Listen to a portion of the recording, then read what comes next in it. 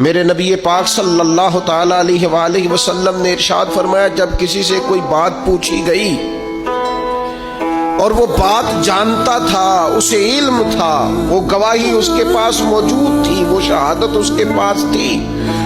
اس سے پوچھا گیا لیکن اس بندے نے چھپائی۔ یہ سنن ابو داؤد میں حدیث ہے۔ اللہ کے محبوب فرماتے ہیں قیامت کے دن اس بندے کے منہ میں اللہ آگ کی لگام ڈال دے گا۔ لو اب تیرے منہ میں لگام ڈال دی اور وہ بھی آگ کی، اب نہ بولنا، کیونکہ جب حق بولنے کا ٹائم تھا تب تو نہیں بولا،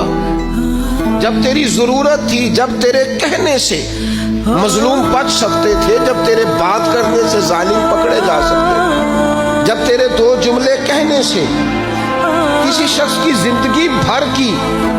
جمع پونجی بچ سکتی تھی، تو بولا نہیں۔ وہ آج میدان محشر میں آیا تو میرے محبوب کہتے ہیں، حضور فرماتے ہیں رب اس کے منہ میں آگ